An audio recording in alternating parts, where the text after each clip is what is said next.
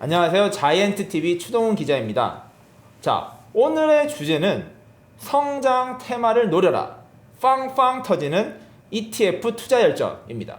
뭐 요즘에 성장 그리고 투자 이야기가 많이 나오는데요. 그 성장 테마라고 불리는 것들이 있다고 합니다. 그것에 대해서 성장 테마가 무엇인지, 어떤 성장 테마에 투자해야 되는지 그 핵심을 한번 짚어보도록 하겠습니다. 자, 오늘은 제가 지금 계속 빵빵거리고 있는데 이거 인식하셨나요? 모르겠네요. 뭐 저희 빵 플러스란 ETF를 의미하시는 것 같기도 하고, 네네. 그냥 팡팡 터진다라는 의미로 말씀하신 것 같기도 하고요. 네네. 뭐 빵빵이라는 말을 제가 강조를 한 이유가 있는데요. 빵으로 빵. 그러면 네, 뭐 빵 플러스를 말씀하시는 이거 뭐 꼭 여기도 있지만 빵은 뭐 사실 그렇죠, 통용되는 말이니까. 네네. 자, 빵이 뭐냐면은 제가 맞춰볼게요. 네. 페이스북, 네. 아마존. 네. 빵이 뭐지? 원래 A가 두 개죠. 아, 그렇죠. 네. 아마존이랑 뭐죠? 애플, 애플. 네. 그 다음에 N이 뭐죠? 엔비디아. 엔비디아. G가 구글. 그렇죠. 와, 갑자기 생각해서 야, 이건 편집해야겠다. 네, 빵이라고 불리는 미국의 대표적인 기술 중심의 성장 주들을 모은 걸 빵이라고 하고, 네네. 빵 플러스라고 네. 표현을 하는 거죠. 자, 오늘은 성장 테마라는 주제에 대해서 이야기를 하려고 합니다. 보통 주식 투자자들이 기본적으로 알고 계신 게 성장주, 가치주 네. 이런 말을 많이 하는데요. 이번에 말씀해 주실 성장 테마는 그 성장주의 성장과는 좀 다른 의미라고 들었어요. 네. 뭐 제가 이야기로는 전혀 다른 네. 의미로 해석하시는 게 맞을 것 같아요. 그러니까 일반적으로 주식시장에서 우리가 성장주냐 가치주냐라고 얘기하는 것은, 일단 가치주라고 하면 원래 본연의 가치보다 좀 저평가되어 있는 주식들, 종목들을 의미하고요. 흔히들 뭐 퍼가 낮은, PER이 낮은 네. 종목들을 많이들 일컬어서 말씀하시는 것 같아요. 성장주라고 하는 것은 현재의 가치보다 앞으로 이제 이익이 계속해서 성장이 될 것으로 기대가 돼요. 그러니까 지금보다 훨씬 더 고평가 영역으로 갈 수 있는, 그러니까 주가가 많이 올라갈 것으로 예상이 되는 종목들을 성장주다라고 표현을 해주시는데, 그렇죠. 지금 이제 기자님께서 말씀하신 성장 테마의 성장은 그 성장 가치주의 의미라기보다는 네. 그냥 말 그대로, 우리나라 말 그대로 네. 향후에 네. 앞으로 뭐 3년, 5년, 10년 성장할 수 있을 만한 산업이 뭐냐라고 제가 정하는 게 아니라 네네. 시장에서 혹은 많은 글로벌 투자자들 혹은 글로벌 어떤 뭐 사람들이 네. 인정하는 네. 뭐 3년, 5년, 10년 이런 산업들은 좀 괜찮을 것 같다. 쉽게 생각을 하면은 그냥 앞으로 성장할 것 같은 그렇죠. 것들 네. 이렇게 생각하면 앞으로 되는 우리의 세상을 이끌어갈 만한, 네네. 예를 들어 우리나라의 성장 산업이면 한국이 네. 지금보다 더 발전된 국가로 가기 위해서는 네. 뭐 흔히들 뭐 최근에 뭐 배터리네, 네. 혹은 뭐 바이오네, 네. 뭐 인터넷 게임 뭐 이런 얘기들 많이 하잖아요. 네. 뭐 이런 산업들이 우리나라를 앞으로 과거와 다르게 이끌어 나갈 거다. 그쵸. 하면 이제 얘네가 성장 산업으로 그렇죠. 사람들이 이제 일컬어서 얘기를 하는 거고요. 뭐 미국 같은 경우는 이 기술주들 이미 이제 리딩을 하기 시작을 했고, 네. 뭐 중국은 과연 그러면 어떤 산업들이 끌고 나갈 거냐. 그렇죠. 뭐 이런 얘기들을 사람들이 하는 것이 이제 성장 테크, 뭐 아니 성장 산업 이렇게 얘기를 하는 거고, 성장 테마 이렇게 얘기하는 거고요. 뭐 공식적으로 성장 테마란 이런 겁니다라고 어느 누가 정의를 내리지는 않았습니다. 네, 그 성장 테마라는 게 결국에는 국가별, 지역별, 그다음 뭐 상황에 따라서 조금씩 다를 수 있겠다 이런 말씀인 것 같네요. 네네. 뭐 기본적으로는 그래도 기술, 테크 중심의 뭐 지금은 그런 것 같아요. 지금 2020년대에는 네. 많이들 뭐 전 세계적으로 테크 관련된 기업들이 주도를 좀 해 나가고 있는 것 같고요. 네네. 그 다음 주자로 많은 산업들이 좀 일컬어지지만 뭐 바이오 헬스케어 네. 쪽들, 이번에 뭐 최근에 이제 코로나 뭐 코비드 19 이후로 더욱더 좀 부각이 되고 있는 것 같고요. 뭐 전기차 네. 뭐 이런 분야들도 앞으로 2020년대, 30년대를 주도해 나갈 수 있는 산업이다. 뭐 이렇게 많이들 이야기를 하고 있는 것 같아요. 네. 이제 그런 산업들이 이제 성장 산업이라고 이제 불리어지고 있는 거고요. 네. 이런 산업들의 투자 비중이 좀 높은 투자 상품들을 네. 많이들 이제 성장 테마 상품이다.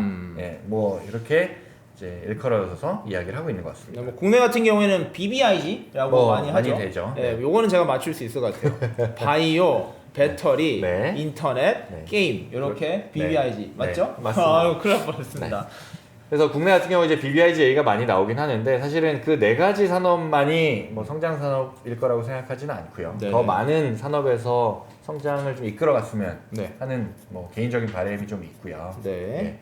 아마 지금 BBIG를 말씀해 주신 부분이 최근에 이제 이 금융투자 업계에서 네. 상품들로 관련된 그 펀드 혹은 네. ETF들이 많이 출시가 좀 되고 있어요. 네네. 그런 측면에서 아마 기자님께서 BBIG를 인지하고 계시지 않을까라고 네. 추정이 좀 됩니다. 네네. 뭐 보니까 경쟁사인 뭐 M모사에서도 완전 BBIG를 내세워서 네네. ETF를 전략적으로 엄청 광고 많이 밀고 하시더라고요. 있더라고요. 네네. 네네. 광고 그런 걸 많이. 보면은 네.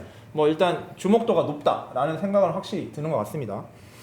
자, 여기서 하나 그럼 짚어볼게. 요즘에 그리고 기본적으로 사람들이 조금 헷갈려하는 게 테마라는 게 있고 네. 섹션이라는 섹터라는 게 섹터. 있어요. 네. 그 테마와 섹터가 있는데 두 개도 좀 비슷하면서도 좀 구분이 되는 것 같더라고요. 그 둘의 차이를 간단하게 좀 설명해 줄 수 있을까요? 뭐 같을 수도 있고 좀 다를 수도 있어요. 그러니까 무슨 말씀이냐면 섹터는 한국말로 업종이라는 뜻입니다. 예를 들면 은행 업종, 네. 증권 업종 이렇게 되는 거고요. 이 테마라는 것은 조금 더 큰 범주로 이해를 해주실 수 있는 거죠. 네. 그러니까 앞서 말씀드린 성장하는 산업에 투자되는 거는 성장 테마라고 불려질 수 있는 거고, 네. 혹은 뭐 앞으로는 시장이 이제 가치주 중심으로 갈 그렇죠. 거다. 그래서 뭐 가치주 테마를 그렇죠. 이루는 업종이 또 여러 가지 업종들이 포함이 될 수 있어요.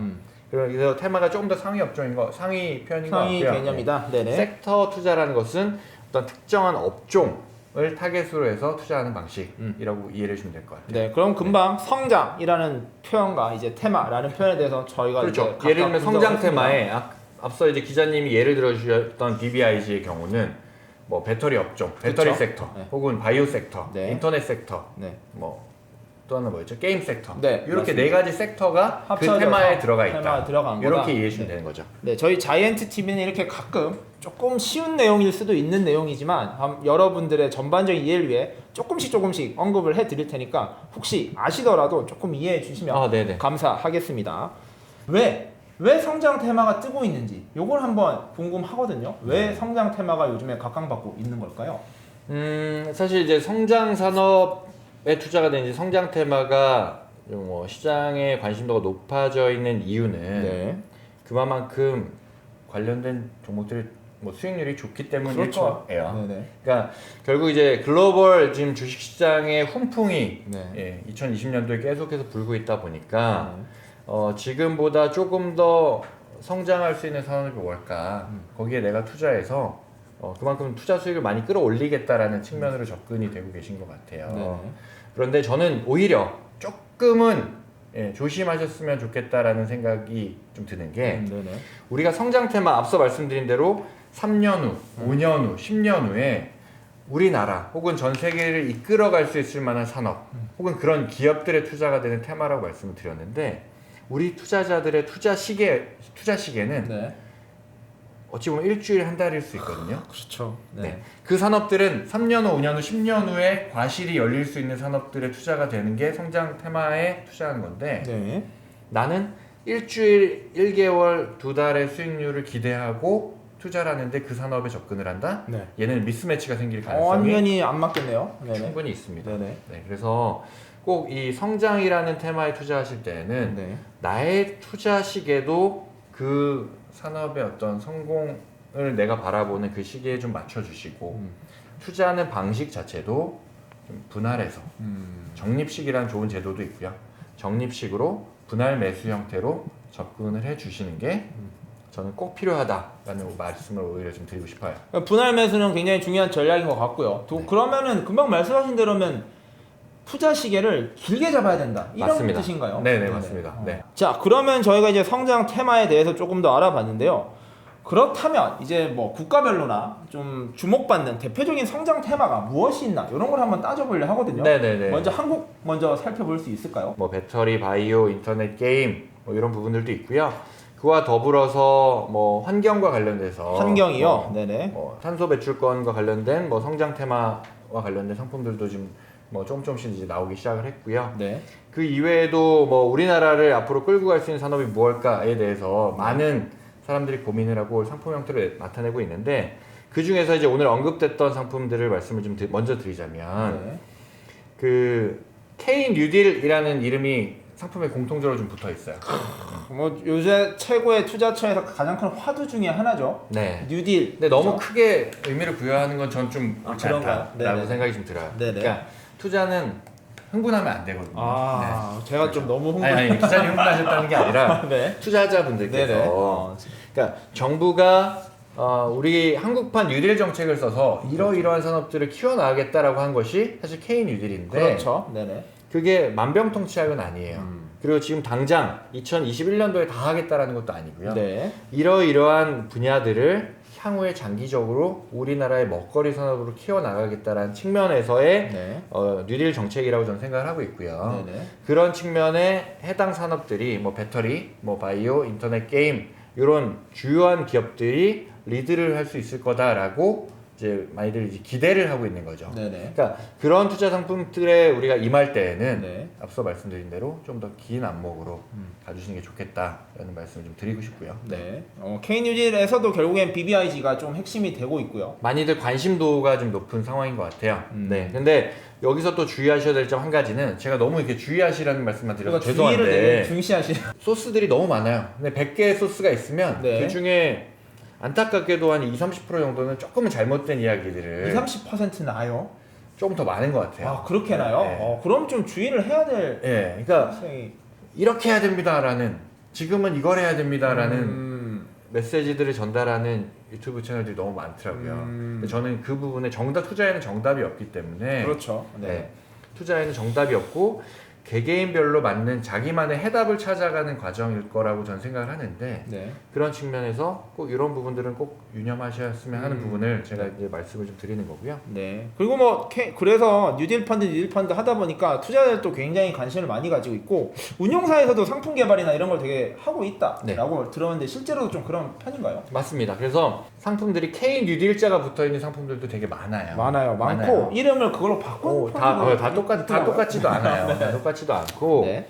약간씩의 차이가 있을 수도 있고 아예 종목당 투자 비중 자체가 많이 다른 경우들도 있어요. 네. 똑같이 이제 BBIG라는 그 테마에 투자가 되는 뭐 ETF를 포함한 금융 상품 중에서도 네. 어떤 상품들은 동일 비중으로 투자가 된 상품들이 있고요. 네. 그러니까 종목이 열몇 종목이 있는데 얘네들이 똑같은 비중으로 뭐 n분의 1로 나눠서 그렇죠. 투자가 되는 형태들도 있고 어떤 금융 상품들은 시가총액이 반영이 돼서 그렇죠. 그 중에서도 뭐 예를 들면 K 뉴딜 디지털 플러스라는 뭐 네. 지수가 있습니다. 네네. 상품을 지금 언급하기는 뭐하니까 네. K 뉴딜 디지털 플러스라는 게 있는데 네. 이 지수 같은 경우는 배터리, 바이오, 인터넷 게임 4개 업종에 대해서 네. 분산이 되어 있는데 네. 그 해당 거기에 들어간 종목들이 시가총액, 그렇죠. 즉 크기에 대한 비중만큼으로 분산 투자가 되어 있어요.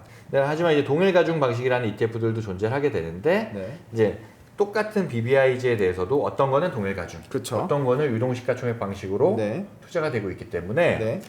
투자자분들께서 뭘 주의하셔야 되느냐? 차이점을 분명히 보고 아. 가셔야 된다.